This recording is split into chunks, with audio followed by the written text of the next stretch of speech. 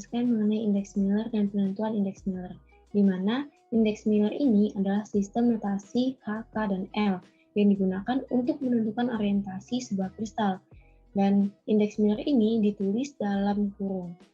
Di mana langkah-langkah untuk menentukan indeks Miller ini yaitu yang pertama, menentukan nilai intercept bidang atau titik pada masing-masing sumbu. Nah, intercept ini merupakan posisi dari bidang atau titik yang akan ditentukan indeks Miller-nya. Yang kedua, itu menentukan ketiga bilangan resiproknya, di mana bilangan resiprok ini merupakan nilai inverse atau kebalikan dari intercept-nya. Terus yang ketiga, itu ada mengalihkan ketiga bilangan resiprok dengan KPK dari bilangan tersebut. Nah, jadi ketiga bilangan resiprok itu nanti akan dikalikan dengan KPK dari nilai tersebut. Yang keempat, itu ada indeks Miller yang akan didapatkan dari bilangan bulat hasil perkalian tersebut.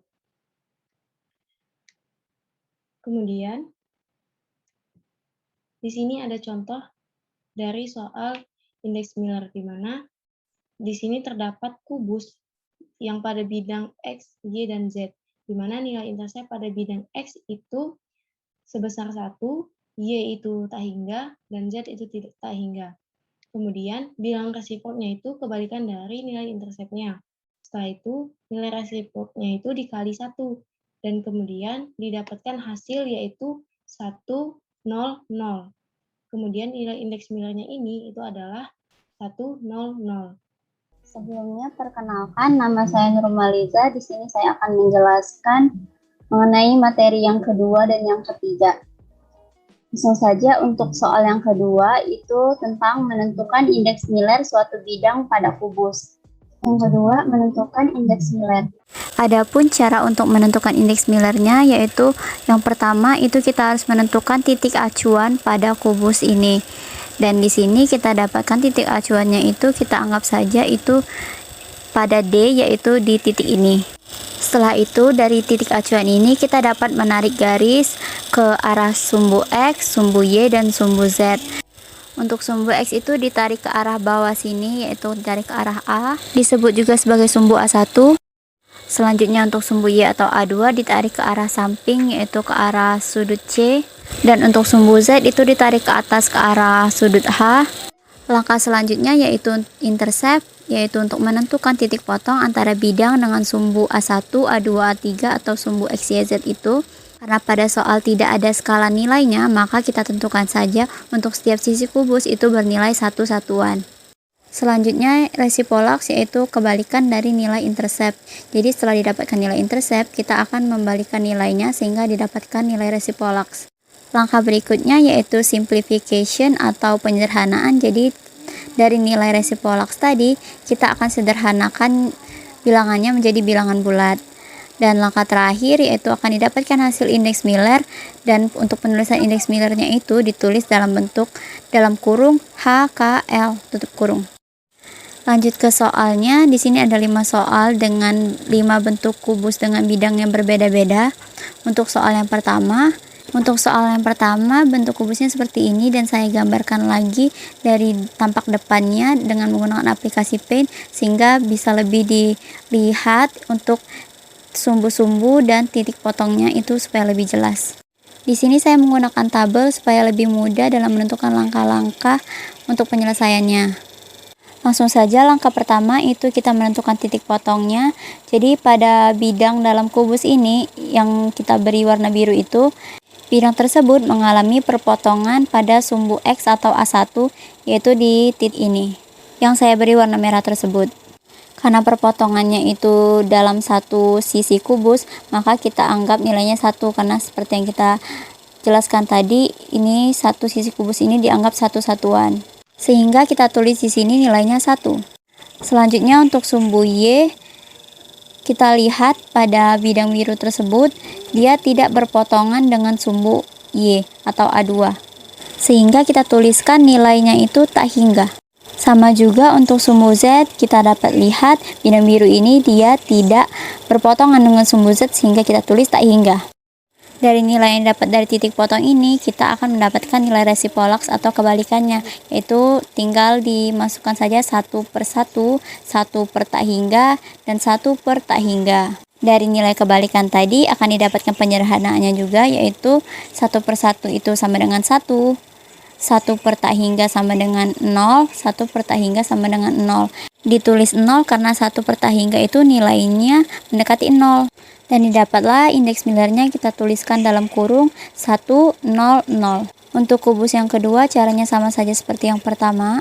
Pada bidang kedua ini kita dapat melihat bidangnya itu berpotongan dengan sumbu X di titik ini dan pada sumbu Y di titik ini. Sehingga kita tuliskan nilai X, Y atau A1, A2-nya itu 1, 1 dan Z-nya itu tak hingga karena tidak berpotongan. Selanjutnya dibalikan nilainya, didapatlah hasil ini dan selanjutnya disederhanakan dan dapat hasil ini. Hasil indeks Miller untuk bidang yang kedua didapat itu 1, 1, 0. Selanjutnya untuk yang bidang ketiga, ini bentuk bidangnya itu segitiga ini. Dapat kita lihat dia berpotongan dengan sumbu X di titik ini, berpotongan dengan sumbu Y di titik ini, dan juga berpotongan dengan sumbu Z di titik ini. Sehingga nilainya 1, 1, 1, dapat resipolaksnya itu 1/1 disederhanakan menjadi nilainya 1, 1, 1 dan dapat indeks Millernya itu 1, 1, 1. Selanjutnya untuk bidang keempat, yaitu bidang persegi di tengah-tengah kubus, itu kita dapatkan dia berpotongan pada sumbu X di titik ini. Karena perpotongannya di tengah-tengah tidak satu satuan penuh, maka kita anggap nilainya setengah. Ditulis di sini 1/2 A1. Dan bidang persegi ini tidak berpotongan dengan sumbu Y dan Z sehingga ditulis tak hingga. Lalu didapatkan nilai kebalikannya 1/2, 1 per tak hingga, dan 1 per tak hingga. Lalu disederhanakan, didapat X-nya atau H itu 2, Y 0, dan Z 0. Sehingga didapat indeks Millernya yaitu 2, 0, 0. Dan soal kelima atau terakhir itu sedikit berbeda.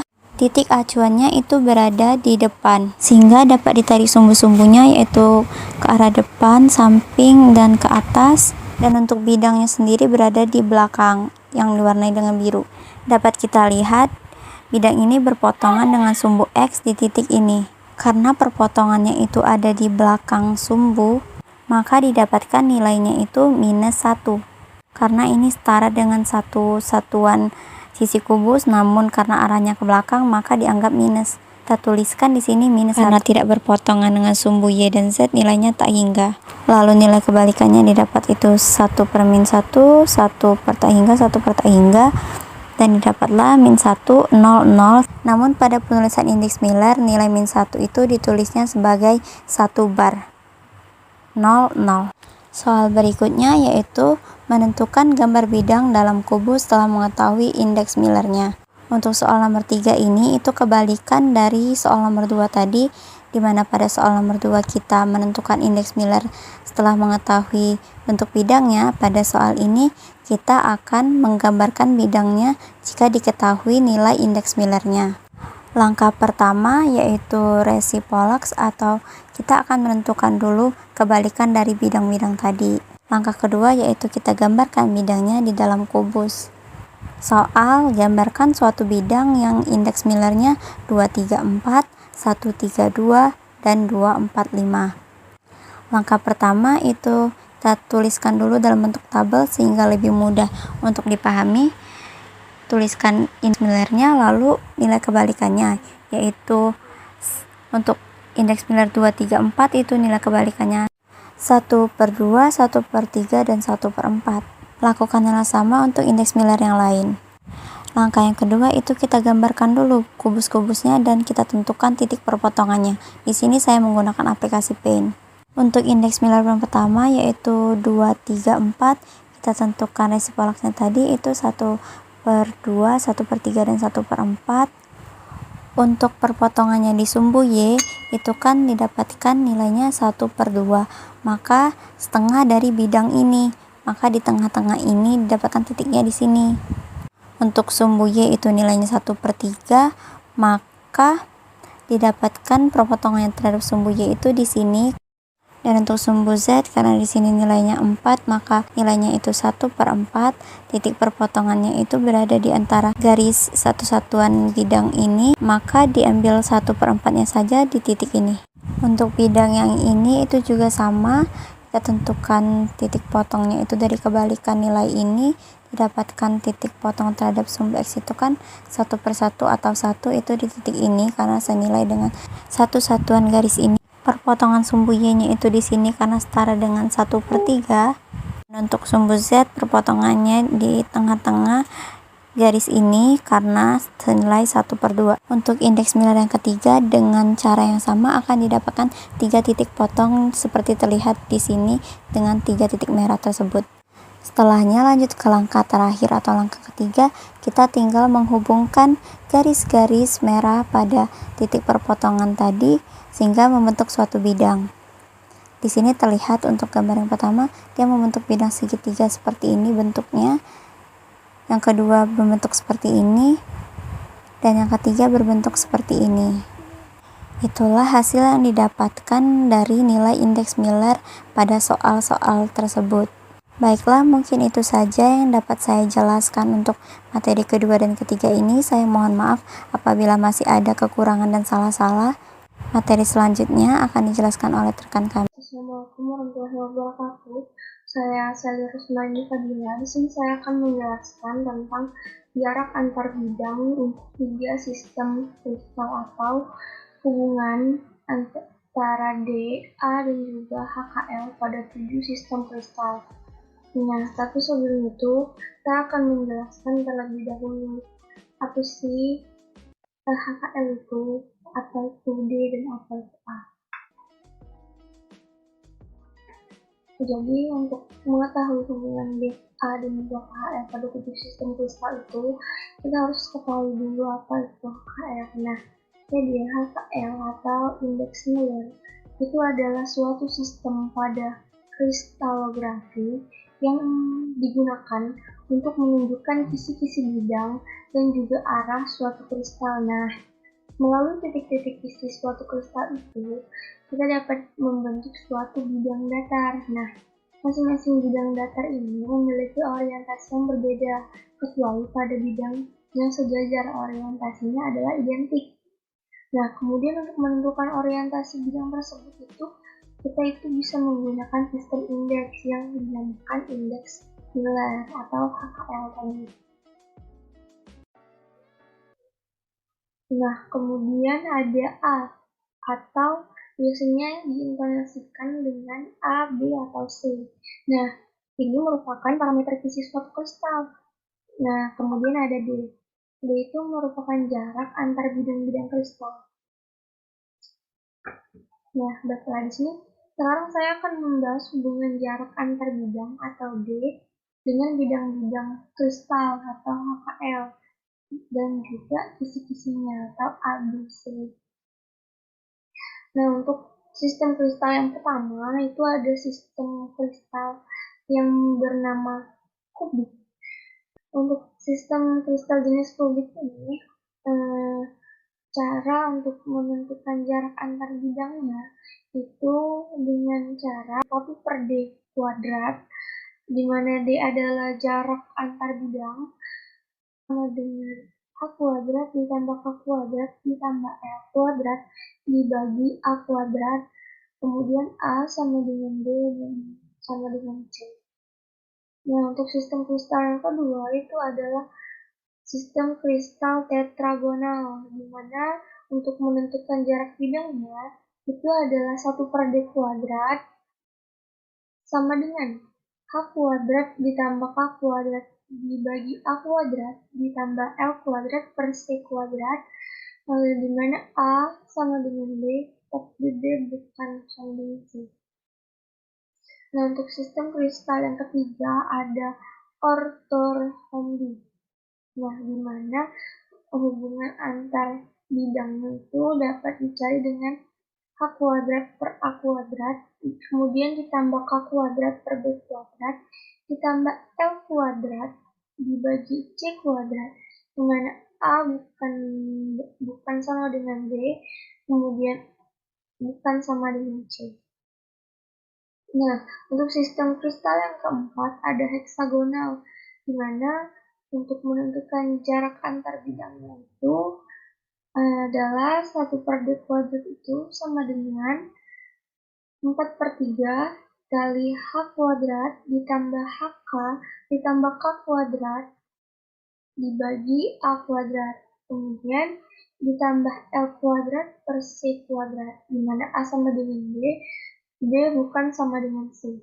Nah, kemudian ada sistem kristal yang kelima, yaitu monoklinik, di mana untuk menentukan jarak antar bidangnya itu dengan 1/sin kuadrat beta dikali H kuadrat per A kuadrat, kemudian ditambah K kuadrat sin kuadrat beta per B kuadrat, kemudian ditambah L kuadrat per C kuadrat dikurang 2HL cos beta per AC, yang mana A tidak sama dengan B dan tidak sama dengan C. Nah, sistem kristal yang keenam ada rhombohedral. Nah, cara menentukan jarak antar bidangnya itu 1/d kuadrat sama dengan H kuadrat ditambah K kuadrat, kemudian ditambah K kuadrat lagi, dikali sin kuadrat alfa, kemudian ditambah 2 dikali HK ditambah KL ditambah HL.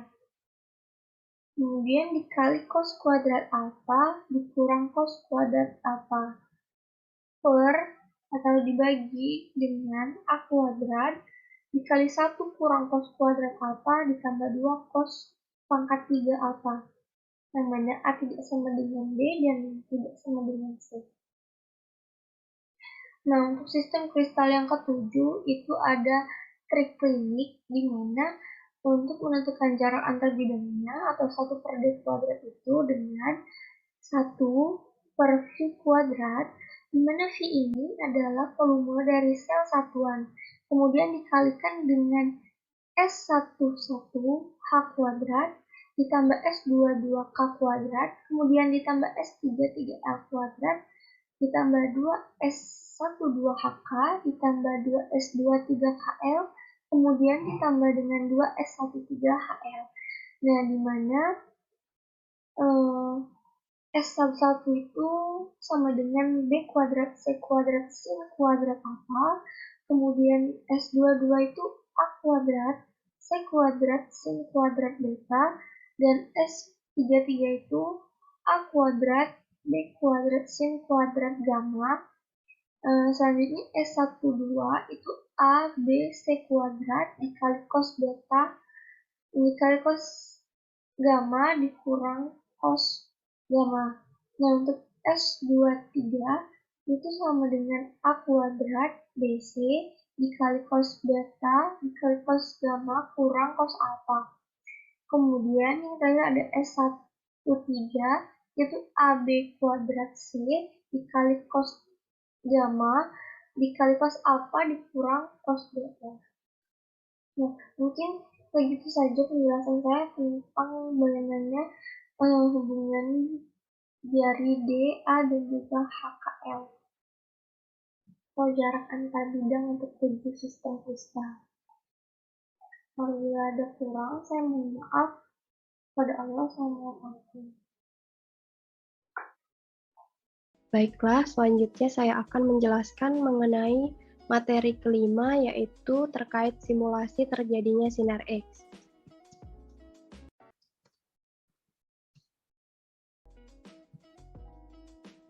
Sinar X dihasilkan di suatu tabung sinar katode melalui peristiwa tumbukan antara elektron yang dipercepat pada beda potensial tertentu. Mula-mula, katode dialiri oleh sumber tegangan rendah untuk mengaktifkan filamen supaya bersinar. Adapun sinar yang dihasilkan oleh filamen ini disebut dengan elektron. Ketika elektron melalui focusing cup, elektron akan dipancarkan secara konvergen dan menabrak target atau anoda. Ketika elektron menabrak anoda, hasil tumbukannya ini kemudian akan menghasilkan energi, yaitu sinar X. Proses ini menghasilkan panas yang tinggi, sehingga perlu proses pendinginan panas melalui cairan pendingin. Adapun bagian dari tabung sinar X ditunjukkan pada gambar berikut. Dapat dilihat pada layar bahwasanya gambar pada sebelah kanan ini merupakan gambar dari bagian tabung sinar X, di mana pada sebelah kanan merupakan katoda, focusing cup, serta terdapat bagian filamen yang akan mengeluarkan elektron dari katoda. Kemudian sebelah kiri ini terdapat pendingin dan target atau anoda. Selanjutnya akan ditampilkan animasi yang akan menjelaskan lebih lanjut terkait bagaimana kerja dari tabung sinar X ini sehingga dapat menghasilkan sinar X. Berikut merupakan peristiwa tumbukan antar elektron yang terjadi pada tabung sinar X, di mana filamen yang berisi katoda akan memancarkan elektron secara konvergen dan menabrak target atau anoda. Kemudian, hasil dari tumbukan atau tabrakan ini akan menghasilkan sebuah energi yaitu sinar X. Setelah kita mengetahui bagaimana proses pembentukan sinar X secara umum dari tabung sinar X, jika dikaitkan dengan struktur kristal, maka kita akan membahas terkait difraksi sinar X. Adapun difraksi sinar X ini merupakan teknik yang digunakan untuk menganalisis padatan kristalin.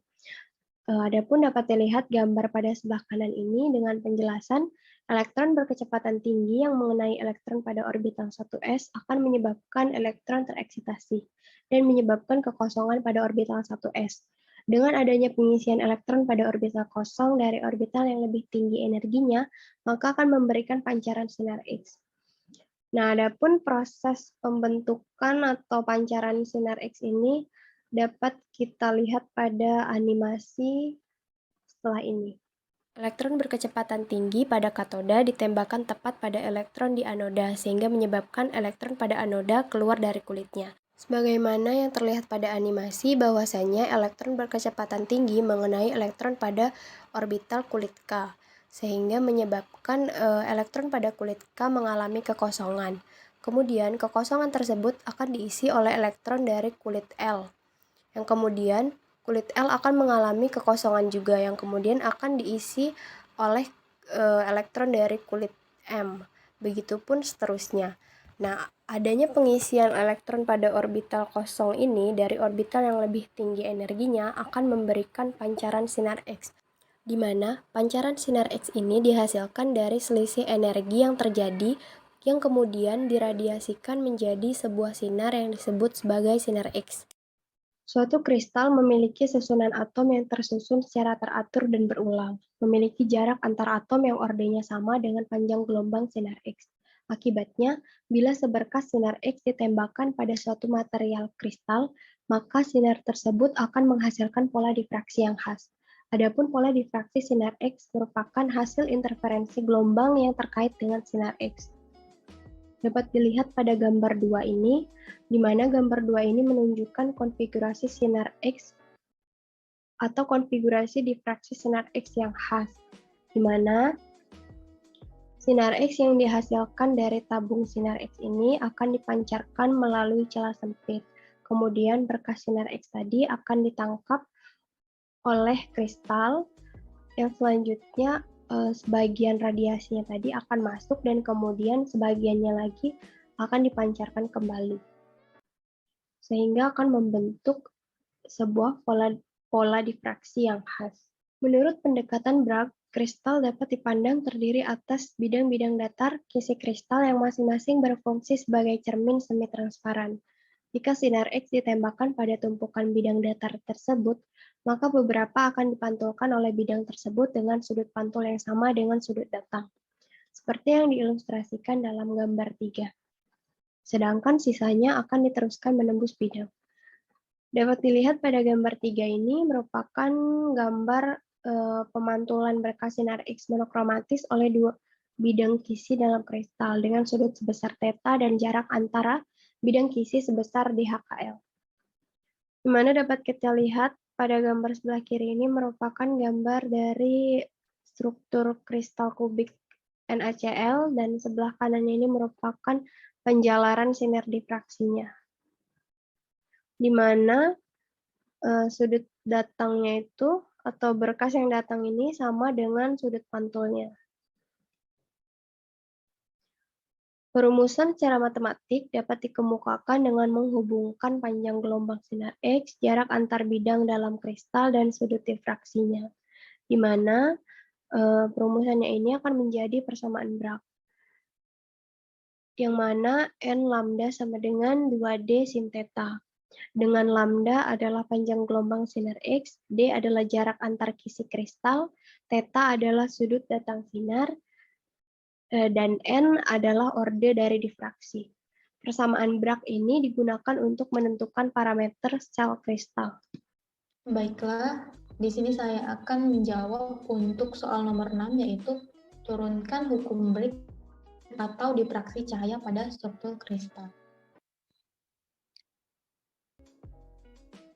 Untuk menurunkan hukum Bragg atau difraksi cahaya pada struktur kristal, di sini bisa kita lihat gambar di PPT, yaitu pada struktur kristal terdapat beberapa jenis atom. Ketika kita masukkan atau kita beri sinar yang datang pada salah satu atom, maka sinar tersebut akan kembali dipantulkan. Begitupun untuk atom yang berikutnya, ketika sinar itu datang, maka sinar tersebut juga akan dipantulkan. Di sini bisa kita lihat bahwa jarak antar atom ini kita beri simbol, yaitu dengan huruf D. Untuk panjang gelombang dari sini, sinar yang dipantulkan dan juga sinar yang datang itu sama dengan hasil penjumlahan dari sini, dari gelombang pada titik B ditambah dengan gelombang pada titik A. Berarti pada gambar ini bisa kita lihat bahwa akan ada gelombang yang tidak terpakai, yaitu pada titik ini. Pada titik ini bisa kita gunakan untuk mencari turunan rumus pada hukum Bragg. Seperti yang kita ketahui, untuk menghitung gelombang atau bentuk gelombang itu seperti ini. Setiap satu lembah atau satu gunung ini atau panjang gelombangnya itu kan kita simbolkan dengan lambda. Dengan adanya beberapa gelombang ini, maka kita bisa membuat persamaan, yaitu N atau banyaknya gelombang itu dikali dengan lambda atau panjang gelombang. Sehingga bisa kita dapatkan persamaan, yaitu di sini N dikali lambda sama dengan panjang gelombang dari A ke C ditambah dengan C ke B. Karena panjang gelombangnya sama, maka bisa kita tulis, yaitu di sini N dikali lambda sama dengan A dikali C ditambah AC, sehingga didapatkan yaitu N dikali lambda sama dengan 2 dikali AC, yang merupakan persamaan 1. Kemudian dari sini juga bisa kita buat fungsi sinus dari segitiga ini, yaitu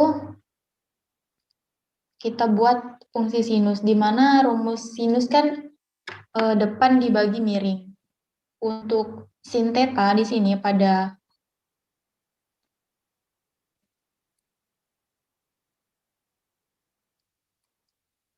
sudut ini, sudut Z, untuk bagian depannya yaitu adalah titik A ke C. Maka di sini bisa kita tulis sin theta sama dengan AC dibagi dengan D, karena bagian miringnya itu bagian A ke Z, di mana tadi kita bisa lihat pada gambar itu jarak antara atomnya kita simbolkan dengan huruf D.